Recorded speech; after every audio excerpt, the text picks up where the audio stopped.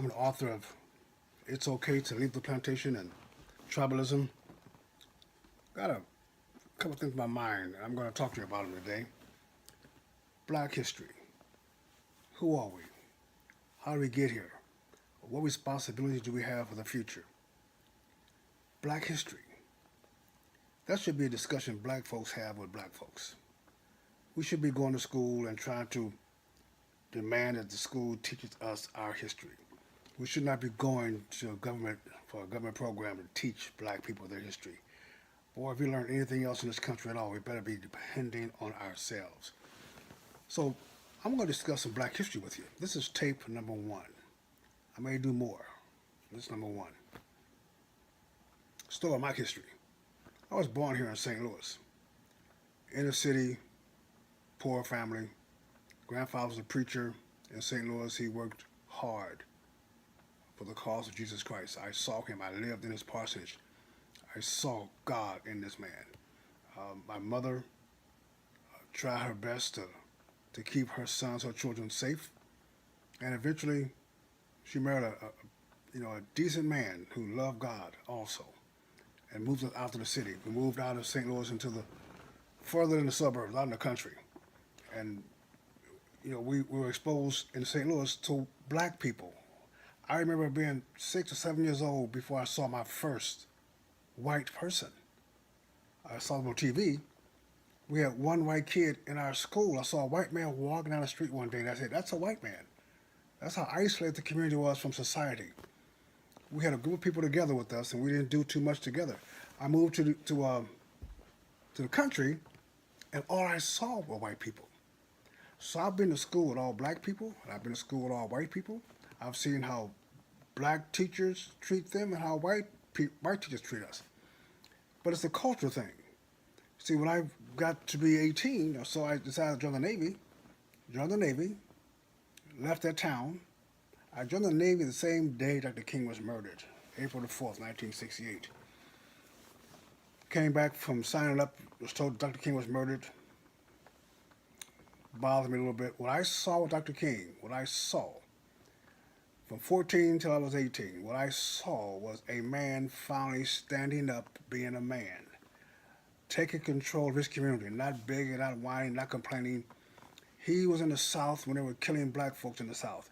He was protesting the South when the Klan was run by the police, where the judges were Klan members. You had no recourse, you had no protection. The government did not protect us.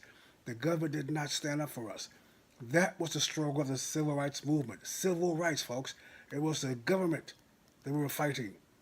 They were against us, the poll taxes, the literacy taxes.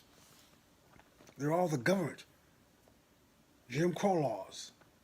That's when you had no recourse. You could not go to the police because they were the police. And in that atmosphere was fear among men to stand up because you turned up missing. Fear among men to protect their families because you disappeared. You were thrown in jail with no recourse. Lawyers wouldn't help you. In that kind of atmosphere, folks, that's tyranny. And Dr. King stood up in the midst of that and said, "We have had enough." At the same time, there were calls for a revolution.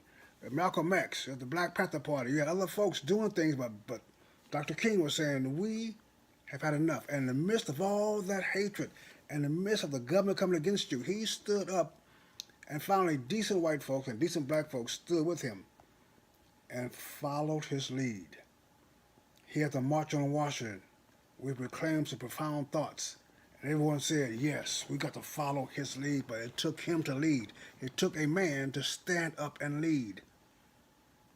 1968, I went to the Navy, went to Vietnam to get a scratch on me, came back, and I noticed that America had changed. They killed Dr. King on April the 4th, 1968. And the world, all black America, started looking for a new leader. Who's going to take the new leadership role of leading black people? Are we a tribe? A leadership role? Why couldn't you, black man, be the leader of your family? Dr. King showed you what leadership was. Why couldn't you? Why did 20 million black men stand up and say, we are going to lead our kids? Instead, we waited for a leader. And finally, the enemy gave us a leader. Many leaders. The enemy gave us those who look like leaders and work with King. You know who they are. The people who took basically the blood of Dr. King on their body and took the mantle and tried to take the leadership. So we allowed other folks to lead us instead of you, black man, leading your family and your kids. We allow that. And we've been depending on finding someone to help us since then. That's helping themselves to you. This is Mason Weaver. We're going to come back with number 2 and discuss the history of black folks and how we got here to that date. Stay right or be left. See you in a